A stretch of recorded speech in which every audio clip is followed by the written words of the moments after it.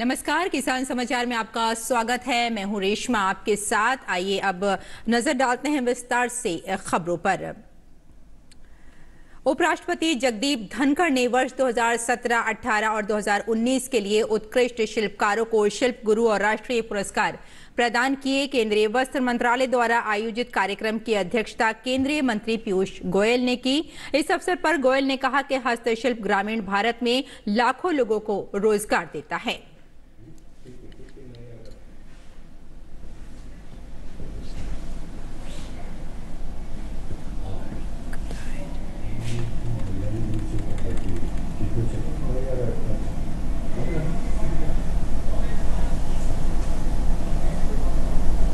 ग्रामीण क्षेत्रों में लाखों लोगों को आजीविका देता है और वंचितों को भी, कई समाज में ऐसे वर्ग हैं जो वंचित रहे, शोषित रहे, उनको शायद पूरा मौका ना मिला हो, उनको सशक्त बनाने के लिए भी एक माध्यम बनता है।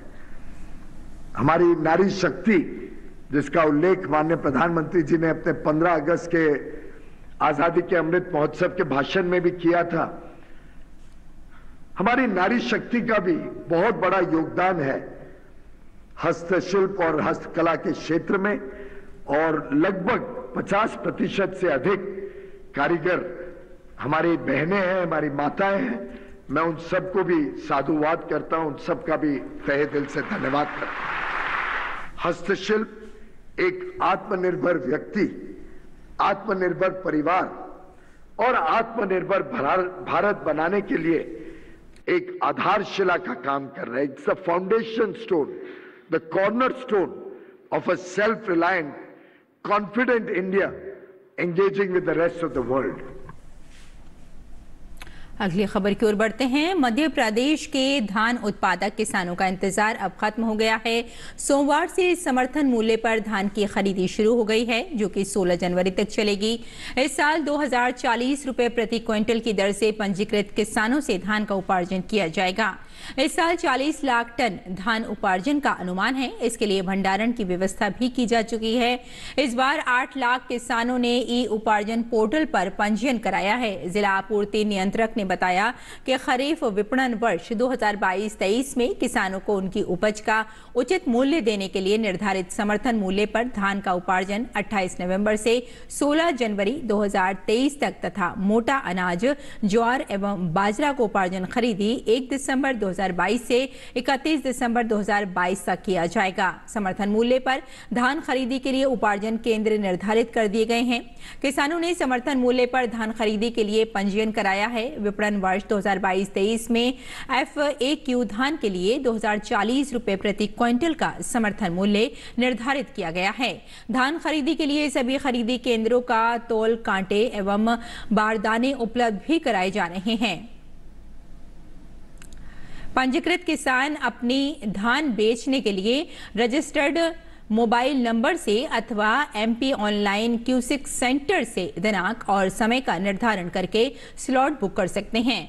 स्लॉट बुकिंग की सुविधा 23 नवंबर से आरंभ हो गई है। धान का उपार्जन करने के लिए खरीदी केंद्र आते समय किसान असुविधा से बचने के लिए अपने पंजीयन की रसीद, स्लॉट बुकिंग पावती, आधार कार्ड और पंजीकृत मोबाइल अपने साथ रखें।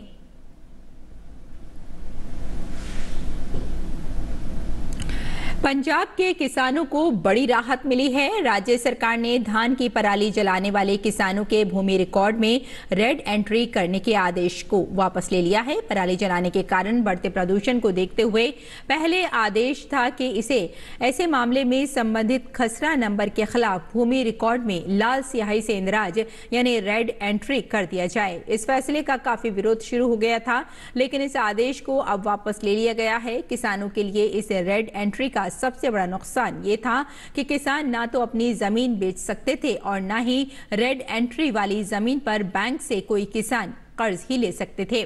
किसानों को पराली जलाने के बजाय पराली प्रबंधन के लिए समझाने को लेकर सरकार के प्रयासों को आगे बढ़ाने के लिए फैसला लिया गया। किसानों के प्रदर्शनों के दौरान भी किसान रेड एंट्री न करने को लेकर अपनी मांग उठाते रहे हैं। सरकार के आदेश के बाद से ही प्रशासन ने रेड एंट्री करना शुरू कर दी थी, साथ ही आर्थिक जुर्माना भी लगाया जा रहा है।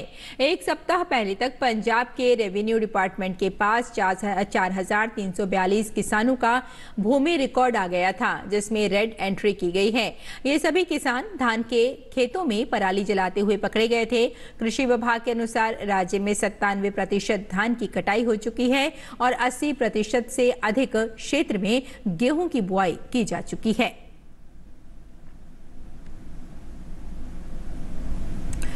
हरियाणा के कृषि एवं किसान कल्याण मंत्री जेपी दलाल द्वारा किसानों के नाम संदेश जारी किया गया है। जारी संदेश में कहा गया है कि प्रदेश सरकार द्वारा किसानों को गेहूं के बिजाई के लिए पर्याप्त डीएपी खाद उपलब्ध करवाने के लिए लगातार प्रयास किए जा रहे हैं। कृषि मंत्री जेपी दलाल ने अपने संदेश में कहा कि किसान गेहूं की बिजाई में डीएपी खाद के स्थान पर एसएसपी व एनपीके का प्रयोग भी कर सकते हैं। प्रदेश में वर्तमान में 23,000 metric tonne DAP, 52,000 metric tonne MSP एवं 7,000 मीट्रिक टन एनपीके स्टॉक के रूप में उपलब्ध है। कृषि मंत्री जेपी दलाल द्वारा जारी संदेश में कहा गया कि डीएपी खाद के स्थान पर गेहूं की बिजाई में दूसरे उर्वरक भी प्रयोग किए जा सकते हैं।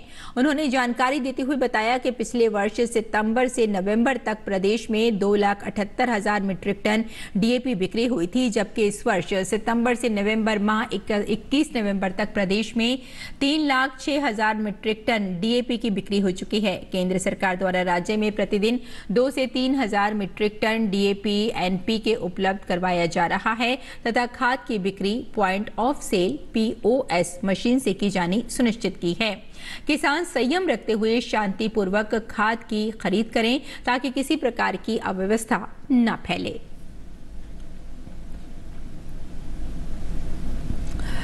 प्राकृतिक खेती को बढ़ावा देने के लिए मध्य प्रदेश उज्जैन के नील गंगा में प्राकृतिक खेती के उत्पादों का एक हॉट लगाया गया और वर्कशॉप का आयोजन किया गया। इस हॉट में गेहूं, दाल, फल, सब्जी और इनसे तैयार किए गए विभिन्न प्रकार के सामानों की बिक्री के लिए इसे रखा गया। हाट के उद्घाटन के बाद वहां के लोगों में प्राकृतिक खेती से तैयार किए गए सामानों के लिए लोगों में उत्साह देखा गया। हाट आयोजक ने बताया इस तरह के हाट यहां जगह जगह लगाए जा रहे हैं ताकि प्राकृतिक खेती को बढ़ावा दिया जा सके। उन्होंने कहा कि कोशिश की जाएगी कि हर महीने इस तरह के हाट का आयोजन किया जाए। लगभग उज्जैन जिले के ऑर्गेनिक खेती करने वाले 50 कृषक लगभग यहाँ पे अपने उत्पादों का स्टॉल लगा रहे हैं और इसका प्रचार प्रसार कर रहे हैं आम जनों के बीच। यहाँ पर जैविक उत्पाद के रूप में फल भी है, सब्जियाँ भी है, गेहूं है, दालें हैं और औषधि फसलें भी हैं। आम जन में जैविक उत्पादों के प्रचार प्रसार के लिए और जैविक खेती को बढ़ावा देने के लिए ये जैविक हाट बाजार का आयोजन किया गया है। हम चाहते हैं कि हमारे जो जैविक कृषक हैं उनको इस ओर जैविक खेती की ओर प्रोत्साहन के लिए इस प्रकार के जैविक हाट बाजार शासन की ओर से लगातार हर महीने लगाने का प्रयास करेंगे। हाट लगने से किसान और ग्राहक दोनों बेहद खुश हैं। किसान का कहना है कि हमें इससे फायदा भी हो रहा है, हमें प्राकृतिक उत्पादों के अच्छे दाम मिल रहे हैं। दूसरी ओर ग्राहकों का कहना है कि इससे हमारे स्वास्थ्य को बहुत लाभ पहुंचेगा। काफी समय से करीब 10 साल से जैविक खेती कर रहा हूँ।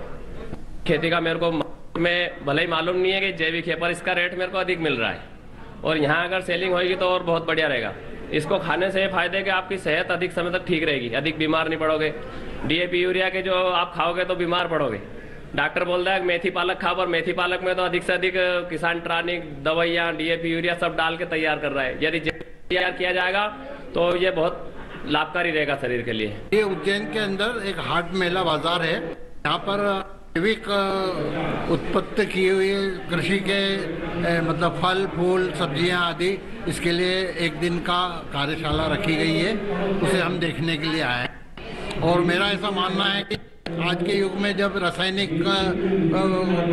का प्रयोग कर करके सब्जियां और इनके अंदर उत्पादन तो बढ़ा लिया गया है, लेकिन उनके अंदर जो पौष्टिकता है वो खत्म होती जा रही है। इसलिए जैविक उत्पादित वस्तुएं ज़्यादा गुणकारी और शरीर और हेल्थ के लिए, स्वास्थ्य के लिए ज़्यादा अच्छी रहेंगी। और खादी इंडिया पवेलियन ने नई दिल्ली के प्रगति मैदान में भारत अंतर्राष्ट्रीय व्यापार मेले के दौरान 12 करोड़ रुपए की बिक्री कर कीर्तिमान स्थापित किया। खादी और ग्रामोद्योग आयोग ने व्यापार मेले में खादी इंडिया पवेलियन लगाया था ताकि हस्तनिर्मित उत्कृष्ट उत्पादों का प्रदर्शन किया जा सके। इसके जरिए वोकल फॉर लोकल और लोकल टू ग्लोबल के प्रधानमंत्री नरेंद्र मोदी के दृष्टिकोण को प्रोत्साहित करना था। मंडप में 200 से अधिक खादी कारीगरों, उद्यमियों और लघु उद्योगों के प्रतिनिधियों ने अपने उत्पाद बिक्री के लिए रखे थे। राष्ट्रपिता महात्मा गांधी और प्रधानमंत्री नरेंद्र मोदी के साथ सेल्फी पॉइंट भी आगंतुकों के लिए विशेष आकर्षण का केंद्र रहा। अगली खबर की ओर बढ़ते हैं। केंद्रीय कृषि मंत्री नरेंद्र सिंह तोमर ने कहा कि पिछले वर्ष की तुलना में रबी की फसल के क्षेत्रफल में 24.13 लाख हेक्टेयर की वृद्धि हुई। वरिष्ठ अधिकारियों के साथ रबी फसलों की स्थिति की समीक्षा करते हुए नरेंद्र सिंह तोमर ने संतोष व्यक्त किया कि पिछले वर्ष की इस अवधि के 138.35 लाख हेक्टेयर की तुलना में अब तक गेहूं की 152.88 लाख हेक्टेयर क्षेत्र में बुआई की गई है। प्रमुख गेहूं उत्पादक राज्यों में पिछले वर्ष की तुलना में गेहूं की क्षेत्रीय कवरेज में भी वृद्धि दर्ज की है। गेहूं के लिए पिछले वर्ष की तुलना में क्षेत्रफल में 14.53 लाख हेक्टेयर की वृद्धि हुई है और ये पिछले 4 वर्षों से अब तक सबसे अधिक है। नरेंद्र सिंह तोमर ने बताया कि 25 नवंबर 2022 तक रबी फसलों के तहत बुआई का कुल क्षेत्रफल 358.59 लाख हेक्टेयर रहा, जो पिछले वर्ष की इस अवधि में 334.46 लाख हेक्टेयर था। इस प्रकार रबी क्षेत्र में पिछले वर्ष की तुलना में 24.13 लाख हेक्टेयर की वृद्धि हुई है। नरेंद्र सिंह तोमर ने आशा जताई कि मिट्टी की नमी की अनुकूल स्थिति, बेहतर जल भंडारण और देश भर में उर्वरकों की सहज उपलब्धता के साथ साथ आने वाले दिनों में रबी फसलों की क्षेत्रीय कवरेज में और तेजी आ सकती है, जिससे और अच्छी रबी फसल होने की उम्मीद है।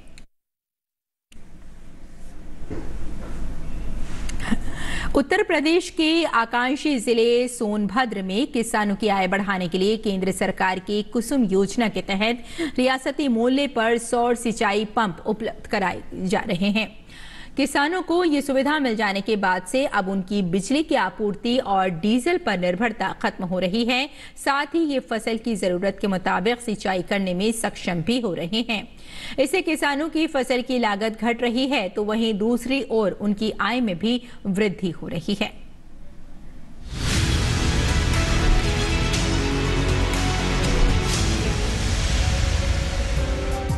केंद्र सरकार द्वारा उत्तर प्रदेश के सोनभद्र को आकांक्षी जिलों की सूची में शामिल करने के बाद यहां चलाई जा रही विभिन्न विकास योजनाएं लोगों के लिए काफी मददगार साबित हो रही हैं। खासकर किसानों के लिए ये योजनाएं बेहद लाभकारी सिद्ध हो रही हैं। पहाड़ी और पिछड़े अंचलों वाले इस जिले में सिंचाई के लिए बिजली पर आश्रित रहने वाले किसानों को कुसुम योजना का लाभ न सिर्फ धरातल पर दिखाई दे रहा है, बल्कि इन योजनाओं का लाभ उठाकर किसान खुशहाल भी दिख रहे हैं। ग्रामीण अंचलों में बिजली की कमी और महंगे होते डीजल के दाम अब किसानों की खेती में कहीं से भी बाधक नहीं बन रहे हैं, क्योंकि अब किसानों ने कुसुम योजना के तहत सोलर पैनल के माध्यम से बिजली की पूर्ति कर फसलों की मांग के अनुरूप समय समय पर सिंचाई कर पा रहे हैं। सौर ऊर्जा जो है कुसुम योजना के अंतर्गत लगा है कृषि विभाग के द्वारा। ये मेरा सर 3 किलोवाट का है सोलर पैनल और 2 हार्स पावर का इसमें मोटर लगा हुआ है। बटन दाबे तुरंत पानी जो है निकल गया।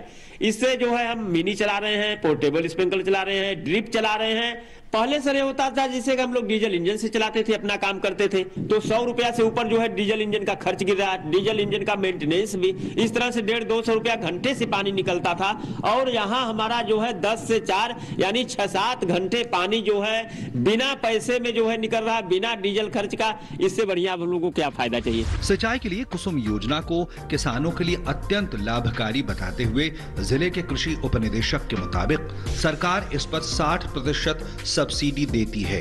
और किसान आगे बढ़कर इसे प्राप्त करने के लिए पंजीकरण भी करा रहे हैं। 60% जो है गवर्नमेंट इसमें पे करती है। बहुत से ऐसे इंटीरियर प्लेस है जहाँ बिजली नहीं है, वहाँ के किसानों के लिए रामबाण है। वहाँ पर किसान अगर इसको लगवा लेते हैं तो उनको पानी की सुविधा लगातार मिलती रहती है और इसमें कोई दिक्कत नहीं है, सिंचाई अच्छी से कर सकते हैं। ग्रामीण अंचलों में किसानों के लिए सबसे बड़ी समस्या बिजली की लगातार आपूर्ति का न होना रहा है। साथ ही डीजल की बढ़ती कीमतें भी समस्याएं खड़ी करती रही हैं। ऐसे में केंद्र सरकार की कुसुम योजना न सिर्फ किसानों को समय पर अपनी फसल की सिंचाई की सुविधा दे रही है, वहीं पैसे की भी खासी बचत करा रही है। Bureau report, DD news.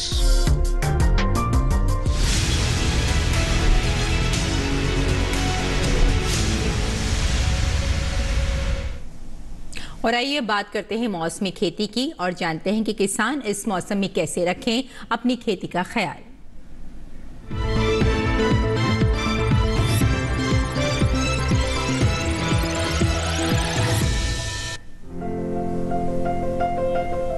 Assam में धान की कटाई करें।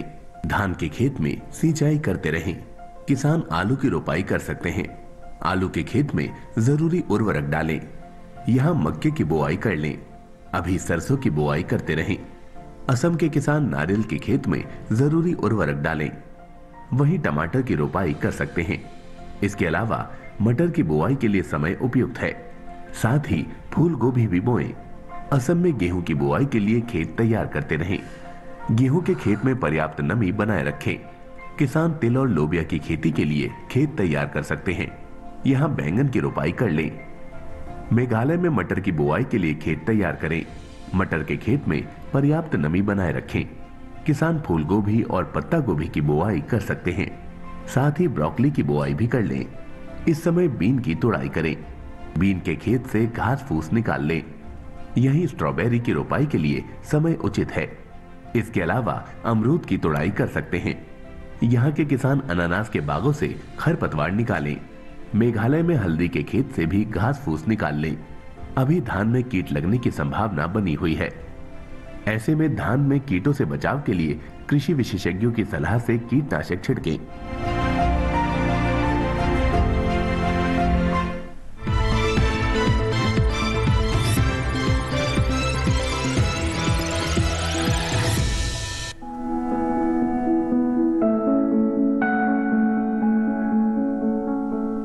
गाजर की खेती के लिए बलुई दोमट और दोमट मिट्टी सबसे अधिक ठीक रहती है। जिस खेत में आप गाजर बो रहे हो उसमें से पानी निकालने का पूरा प्रबंध होना चाहिए। मेड़ों पर फसल बोने से जल भराव का खतरा कम हो जाता है।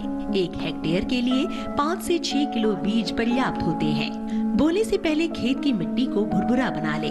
कतार से कतार के बीच की दूरी करीब 30 सेंटीमीटर होनी चाहिए। बोते समय 1 हेक्टेयर जमीन में 30 किलो नाइट्रोजन, 40 किलो फास्फोरस और इतनी ही मात्रा में पोटेशियम देनी चाहिए। बुआई के 25 से 30 दिन बाद 15 किलो नाइट्रोजन दे दे और 45 से 50 दिन बाद भी 15 किलो नाइट्रोजन प्रति हेक्टेयर के हिसाब से दे। जब बीज उगाए तो 8 से 10 दिन के अंतराल पर सिंचाई करें। गाजर की फसल के साथ अनेक खरपतवार उगाते हैं जो भूमि में नमी और पोषक तत्व लेते हैं, जिसके कारण गाजर के पौधों का विकास और बढ़वार पर प्रतिकूल प्रभाव पड़ता है। इन्हें खेत से निकालना बहुत आवश्यक हो जाता है। निराई करते समय पंक्तियों से आवश्यक पौधे निकालकर मध्य की दूरी अधिक कर देनी चाहिए। साथ ही बढ़ी हुई जड़ों में हल्की निराई गुड़ाई करते रहना चाहिए। गाजर की फसल पर मुख्य रूप से छोटे छोटे कीड़े मकोड़ों का प्रकोप होता है। इसकी रोकथाम के लिए नीम का काढ़ा पंप की मदद से 10 से 15 दिन के अंतराल पर छिड़काव करें। गाजर की फसलों में आर्द्र गलन रोग के कारण बीज के अंकुरित होते ही पौधे संक्रमित हो जाते हैं, जिससे तने का निचला भाग जो भूमि की सतह से लगा रहता है सड़ जाता है। फलस्वरूप पौधे वहीं से टूटकर गिर आते हैं। इस रोग की रोकथाम के लिए विशेषज्ञों की सलाह पर बीजोपचार कर ले। गाजर की जड़ों की खुदाई तभी करें जब वे पूरी तरह विकसित हो जाए। खेत में खुदाई के समय पर्याप्त नमी रखें। साथ ही फसलों को सुखाकर उचित स्थान पर भंडारित करें।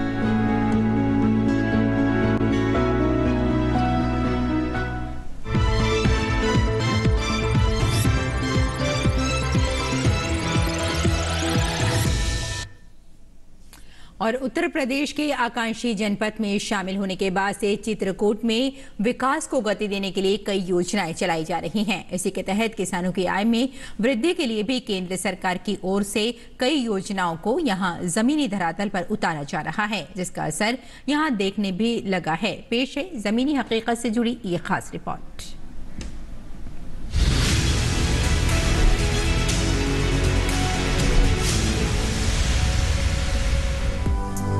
आकांक्षी जनपद चित्रकूट में किसानों की आय दोगुनी करने के लिए किसानों को उन्नत किस्म के बीज वितरण करने के साथ ही केंद्र सरकार द्वारा संचालित विभिन्न विकास योजनाओं का लाभ दिया जा रहा है, जिससे किसानों की कृषि लागत में कमी आई है और आय में वृद्धि भी हुई है।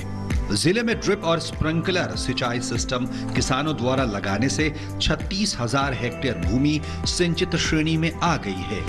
हमारे आदरणीय प्रधानमंत्री श्री नरेंद्र मोदी जी ने जो किसानों हम लोगों की आय को बढ़ाने का प्रयास किया है, उसमें हमारे यहाँ हमारी जनपद की कृषि विभाग का एक बहुत बड़ा रोल है। उसमें हमको बहुत सारी वस्तुएं जो है वो कुछ वस्तुएं निःशुल्क प्रदर्शन के रूप में और कुछ जो है वो अनुदान के रूप में मिलती हैं। अनुदान के रूप में जैसे बीज हो गई, बीज कई तरह का मिलता है, हमको दलहन का भी मिलता है, खाद्यान्न में गेहूं का भी मिलता है। कुछ तो प्रदर्शन ऐसे मिल जाते हैं जिसमें कि 90% तक जो है वो हमको छूट मिल जाती है, हमारे अकाउंट में वो पैसा वापस आ जाता है। किसी भी स्कीम का जो भी है उसका अगर कोई लाभ लेना चाहता है तो किसान को सिर्फ एक रजिस्ट्रेशन करवाना पड़ता है और बाकायदा गवर्नमेंट किसी स्कीम के अंतर्गत अनुदान दे रही है। 40% का, 50% का, 60% का, इस तरह के अनुदान दे रही है। कभी कभी सीड जो हैं, अधिकतर जो सीड हैं वो फ्री ऑफ कॉस्ट प्रोवाइड करवाए जा रहे हैं, जैसे सीड की मिनी किट को फ्री ऑफ कॉस्ट प्रोवाइड करवाई जा रही है। तो इन सब से किसानों को बहुत बेहतर लाभ मिल रहा है।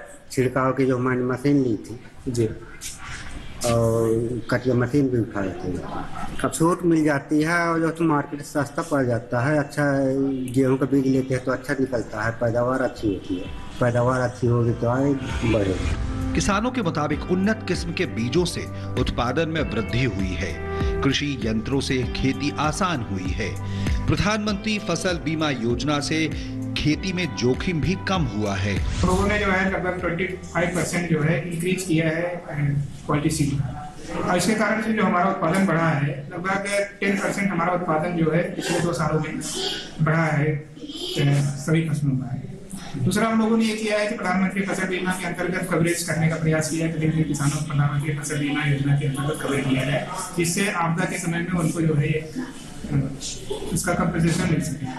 तो पिछले बार हम लोगों ने 3 करोड़ रुपया जो है प्रधानमंत्री फसल बीमा योजना के अंतर्गत किसानों को दिलाया था। आकांक्षी जिला योजना के तहत जनपद चित्रकूट में किसानों के हित में चलाई जा रही योजनाओं के कारण खेती अब जुआ नहीं रह गई है, अब ये धीरे धीरे फायदे का सौदा बनती जा रही है।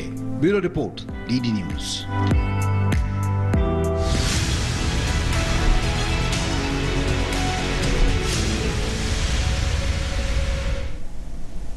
और आइए अब नजर डालते हैं कुछ और महत्वपूर्ण खबरों पर। खास खबर में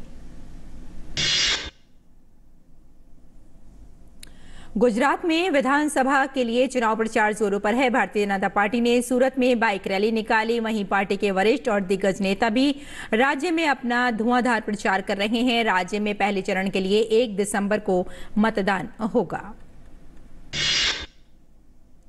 गुजरात में बीजेपी के वरिष्ठ नेता रह चुके जयनारायण व्यास अपने बेटे समीर व्यास के साथ कांग्रेस पार्टी में शामिल हो गए। अब केशुभाई और नरेंद्र मोदी गुजरात के मुख्यमंत्री थे, तब जयनारायण व्यास दोनों की सरकार में मंत्री थे। दिल्ली में नगर निगम चुनाव नजदीक हैं, ऐसे में राजनीतिक पार्टियों में खूब तकरार देखने को मिल रही है। दिल्ली भाजपा के अध्यक्ष आदेश गुप्ता ने बताया कि भाजपा के दौर में एमसीडी के अंतर्गत आने वाले स्कूल, हॉस्पिटल्स और बाकी भवनों में 60% पर सौर पैनल लगाकर ऊर्जा बचाने का काम किया गया। और केंद्रीय वित्त मंत्रालय ने वर्ष 2023-24 के बजट के बारे में लोगों से 10 दिसंबर तक सुझाव और विचार आमंत्रित किए हैं। mygov.in वेबसाइट पर जारी घोषणा के अनुसार बजट प्रक्रिया को जन भागीदारी के अनुरूप समावेशी और सहभागितापूर्ण बनाने के वास्ते प्रत्येक वर्ष देश के नागरिकों से बजट संबंधी सुझाव मांगे जाते हैं। गोवा के मुख्यमंत्री प्रमोद सावंत ने पणजी के मीरामार समुद्री तट पर क्लीनथॉन पहल का शुभारंभ किया। इस दौरान उनके साथ महाराष्ट्र के उप मुख्यमंत्री देवेंद्र फडणवीस की पत्नी अमृता फडणवीस, अभिनेता जैकी श्रॉफ और करण कुंद्रा भी इस अभियान में शामिल हुए। सुप्रीम कोर्ट ने मुंबई में 100 साल से ज्यादा पुरानी नेशनल इंश्योरेंस बिल्डिंग गिराने के म्युनिसिपल कॉर्पोरेशन के आदेश पर अंतरिम रोक लगा दी है। कोर्ट ने 9 फरवरी तक इमारत गिराने पर रोक लगा दी है। नगर पालिका की टेक्निकल कमेटी ने इमारत को जर्जर बताते हुए गिराने का आदेश दिया था।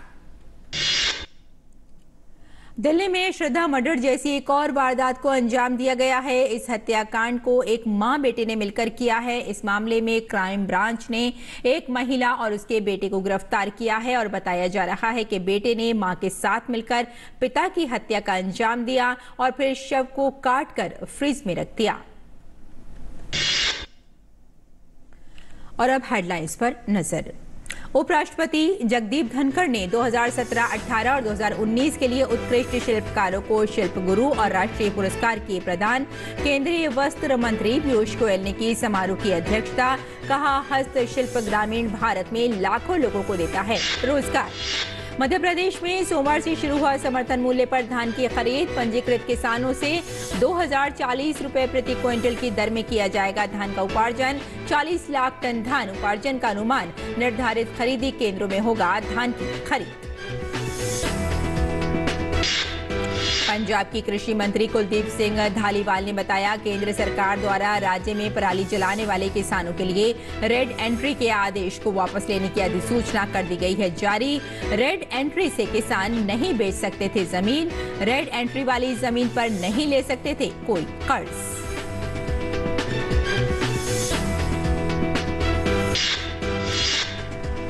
हरियाणा के कृषि मंत्री जेपी दलाल ने किसानों के नाम जारी किए संदेश। कहा, सरकार किसानों को पर्याप्त डीएपी खाद उपलब्ध करवाने के लिए लगातार कर रही है प्रयास। हरियाणा में 23,000 metric tonne DAP, 52,000 metric tonne SP और 7,000 मीट्रिक टन एनपीके स्टॉक के हैं उपलब्ध। किसान गेहूं की बिजाई में डीएपी खाद के स्थान पर एसएसपी और एनपीके का करें प्रयोग।